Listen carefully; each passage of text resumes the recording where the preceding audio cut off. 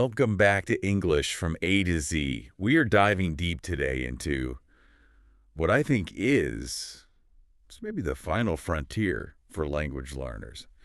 The ability to stop translating and actually start thinking in English. If you've been studying for a while, you know the grammar, you've got the vocabulary, but you still feel, I don't know, a bit slow in conversations.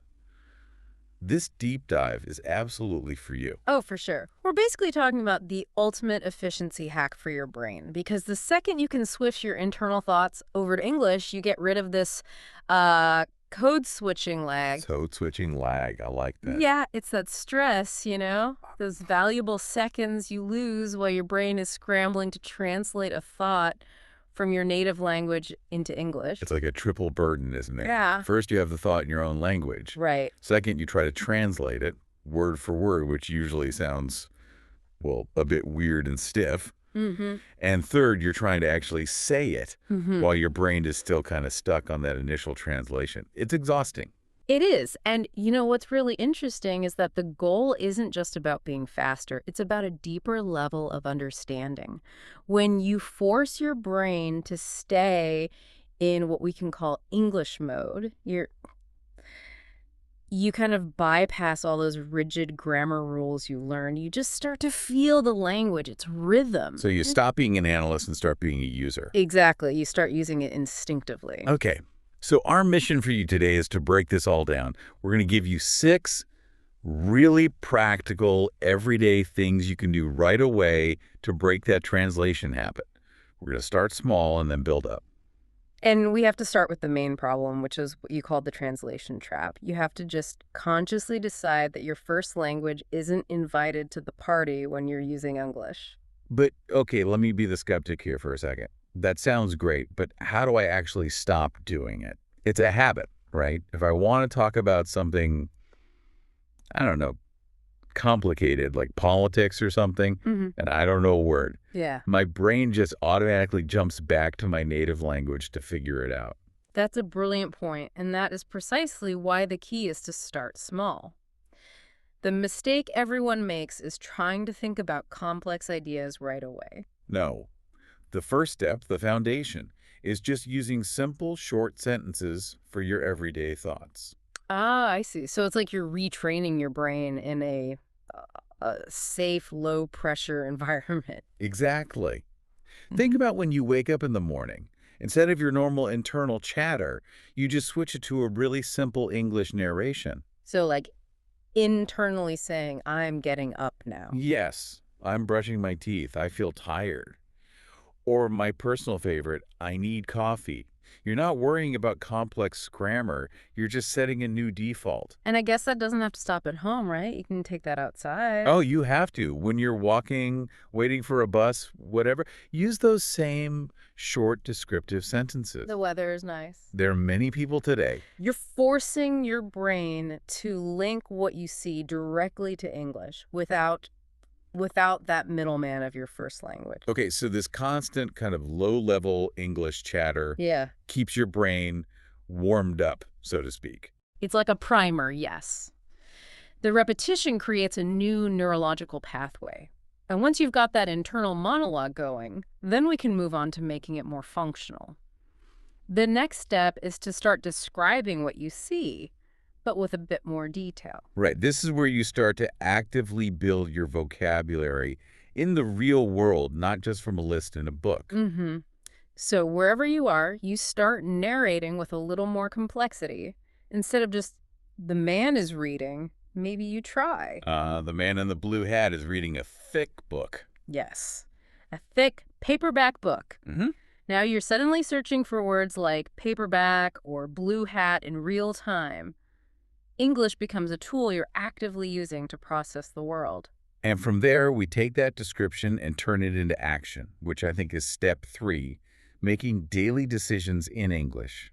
This part is essential because making a decision forces you to express wants, needs, plans, all higher level functions. So like when you're getting dressed in the morning, Yeah. instead of just thinking about it in your native language, you do the whole process in English. Exactly. The whole internal debate. I want to wear something warm. These shoes are comfortable, but those ones look better.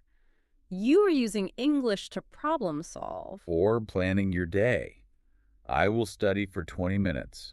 I need to call my friend. I should probably clean the kitchen first. Yes. When your brain has to rely on English to organize your life, that's when you know you're building real functional fluency. Okay, so now we need to talk about what is, for me, the single biggest speed bump. That habit of translating every single word. Oh, it's a fluency killer. It's why so many advanced learners still sound a little slow and robotic. So step 4 is a big mental jump, isn't it? You have to train your brain to stop translating words and just focus on the overall idea, the meaning. It's a leap of faith, really. You have to tell your brain, look, it's okay if I don't know the exact word for this in my language. I just need to get the message. You're moving from a word level to a concept level. Yes. It's why idioms are so hard for learners. If you hear, it's raining cats and dogs, and you try to translate cats, you're completely lost. But if you just process the concept, Heavy rain. instant understanding. Let's use that example from our source material. Someone says to you, take your time. Right. A learner who is translating will get stuck on take your time. What does that even mean? It's confusing. But the learner who is thinking in English hears that phrase, and their brain just instantly gets the concept. The concept is don't hurry. Simple. The meaning registers immediately. It's not calculated. But here's the question I always get. What happens when I'm doing my internal monologue and I hit a word I genuinely don't know? Doesn't that force me to go back and translate? That is a critical point. The trick is to stay in English. Try to describe the word you're missing using other English words. So if you want to say, the house is dilapidated, but you don't know that word. You could just say the house is old and it's falling apart. Exactly. You're working around the problem while staying completely in the English environment. You're prioritizing communication over perfection. I love that. And that resilience brings us to the next section, which is about full immersion. And step 5 is my personal favorite because it's so simple. Speak to yourself in English. It's unlimited, low-stakes practice. You can do it out loud when you're alone, which is great for your mouth muscles, or just quietly in your head. No one is there to judge you. It's like a rehearsal. You can practice saying things. What should I cook today? I need to finish this project. You hear how it sounds. And you can even take it a step further. Have little conversations with yourself. Ask and answer questions. Why did I come this way? Because there's less traffic. Yeah. Practicing both sides of a conversation. You're practicing argument, logic, all without any pressure.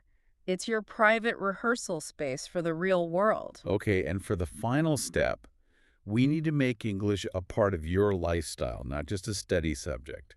This is step 6, using technology. This is about making English unavoidable. So first thing, change your phone's language setting to English. Ooh, that's a big one. Let's say it first. It can be, but you're forced to learn all that functional language, settings, notifications, update. Then it's about what you consume.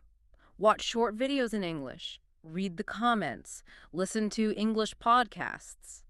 The more your brain sees and hears English just as part of the background noise of life, the more normal it becomes. It stops being this special study thing and just becomes information.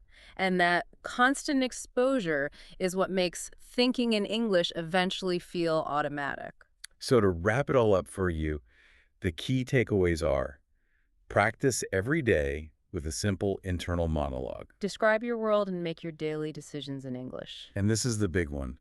Focus on the idea, not the word. Stop translating. And immerse yourself, talk to yourself, change your phone settings, stay consistent. And we want to leave you with a final, very practical exercise. Use these short sentences as daily affirmations. Repeat them in your head each morning. They're not just motivational, they're active practice. I am learning English. I can think in English. I understand more every day. I am getting better. I feel more confident. When you internalize these, you are actively practicing with the language, which is what builds that momentum. So here's our final thought for you to take away. The real measure of fluency isn't actually how many words you know. You can always look up a word.